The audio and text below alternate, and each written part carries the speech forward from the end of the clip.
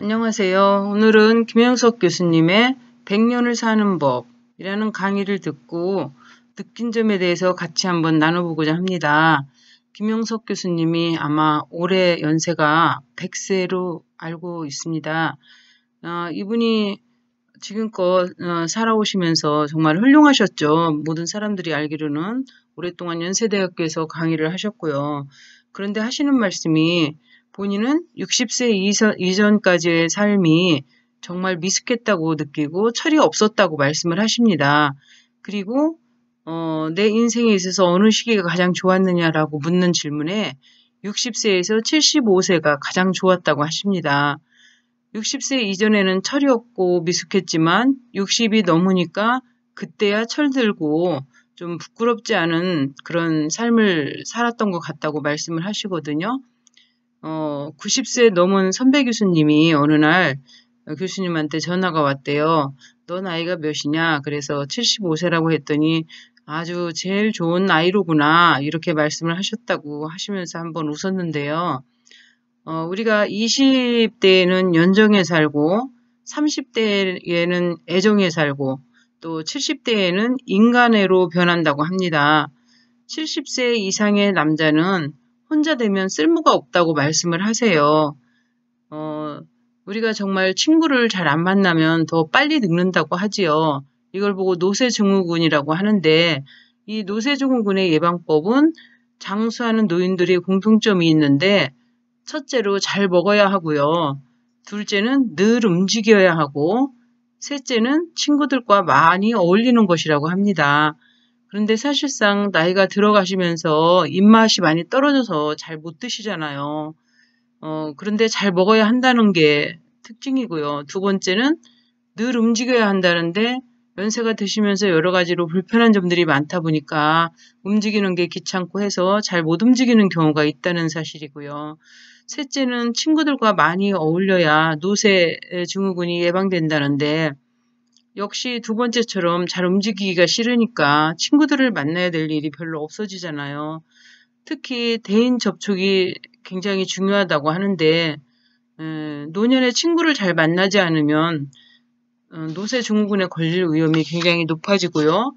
더 무서운 거는 노화 속도가 지나치게 빨라질 위험이 커진다는 연구 결과가 나왔다고 합니다. 남편과 아내 중에 누가 먼저 세상을 떠나는 게 좋냐고 묻는 질문에는 아내가 남아있는 게 좀 낫다라고 말씀을 하세요.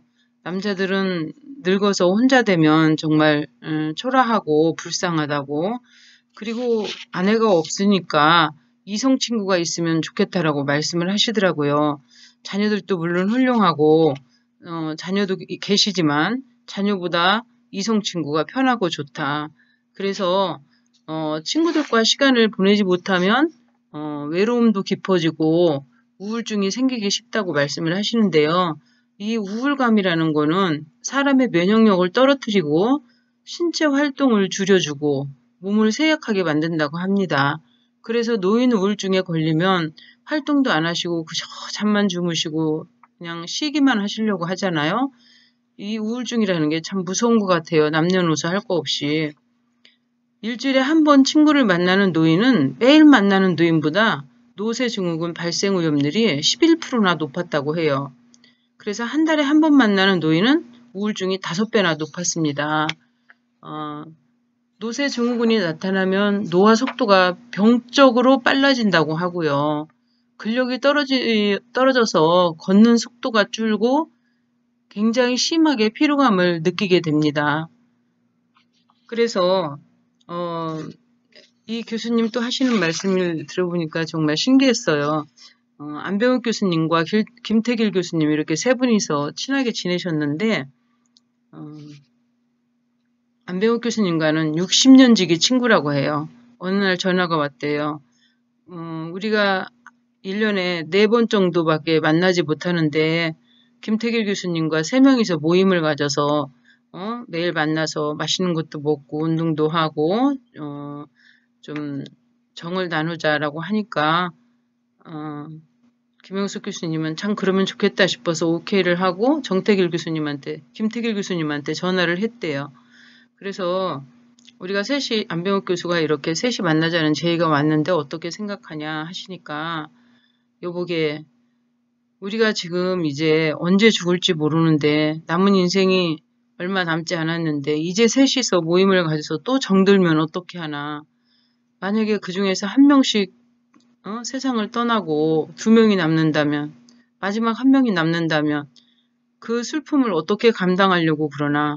우리가 그냥 이대로 만나는 대로 만나서 삶을 살다가 가는 것이 더 좋을 것 같다고, 그 방법이 우리를 건강하게 만드는 것 같다고 그렇게 말씀을 하셔서, 그러면 안병욱 교수님한테, 그래 김태길 교수님이 뜻이 그러시니까 우리 뭐 그냥 특별히 모임은 없더라도 만나면서 살자 이렇게 말씀을 하셨는데, 정말로 얼마 지나지 않아서 김태길 교수님이 돌아가셨고요. 그 다음에 또 안병욱 교수님도 세상을 떠나셨고, 이제는 김용석 교수님 혼자만 남으셨는데, 정말 두 친구를 세상에서 떠나보내고 2년간은 우울하고 너무너무 힘들었다고 하세요. 그래서 그거를 이겨내기 위해서는 정말 부단한 노력을 했는데, 끝내는 가족과 이웃 또 친구와 자주 만나는 게 노쇠 예방이 큰데, 가족들은 자녀들대로 바쁘고, 또 친구들도 뭐 연세가 많이 들다 보니까 자주 만날 수도 없고, 그러다 보니까 많이 힘들었다고 하는데, 결국은 나의 삶은 내가 그 두 사람의 인생을 열심히 살아주는 것이다라고 생각하고 위안을 얻게 되었다고 하는데요. 전문가들은 대인 접촉이 뇌의 가장 큰 자극이 되기 때문에 사회활동에 적극 참여해서 어울리면 노화 속도를 늦출 수 있다고 조언을 합니다. 집에 계신 어르신들은 우리 젊은 자녀들이 이렇게 노쇠 증후군에 걸리지 않도록 친구들과 잘 어울릴 수 있도록 해주셔야 되는데, 아프시거나 또 힘들 때는 우리가 모시고 계신 것만이 전부는 아닌 것 같아요. 정말 요즘은 가정 주간 보호소 같은 그런 곳이 많이 있잖아요. 집에 혼자 계시면 하루 종일 심심하고 말 상대도 없고, 그런데 가시다 보면 같은 또래들끼리 어울려서 프로그램을 진행을 하다 보니까 조금 더 정신적으로는 건강해지는 것 같기도 합니다.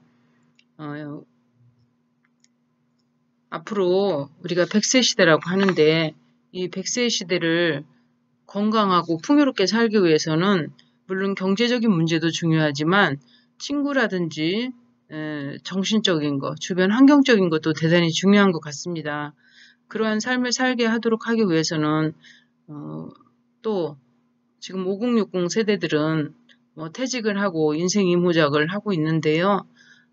이런 건강관리부터 시작해서 차근차근 앞으로 남은 내 삶을 어떻게 살아갈 것인가 잘 궁리를 해봐야 될 필요가 있는 것 같습니다. 3년 전에는 김영숙 교수님께서 이렇게 강당에 서서 1시간 이상씩 강의를 하셨는데, 지금은 의자에 앉아서 강의를 하시더라고요. 세월은 누구도 이길 수가 없는 것 같습니다. 우리 모두 100세까지 중요하게 사는 것은 아니라고 생각합니다. 삶의 질이 문제거든요. 그 삶의 질에 따라서 정말 건강하고 행복한 삶이 되도록, 내가 죽는 날까지 건강하고 행복한 삶이 되도록 잘 움직일 수 있는 방법을 찾아서 열심히 살아야 될 것 같습니다. 퇴직을 했다고 해서 손을 놓고 있는 것보다는 무언가를 열심히 해서 그 일을 통해서 자기의 젊음을 되찾는 것도 하나의 방법이라고 생각합니다. 좋은 시간 되셨습니까? 우리의 삶이 그냥 만만치는 않지만 그래도 열심히 살다 보면 건강하고 행복한 삶이 될 거라고 믿습니다. 감사합니다. 오늘도 행복한 시간 보내시기 바랍니다.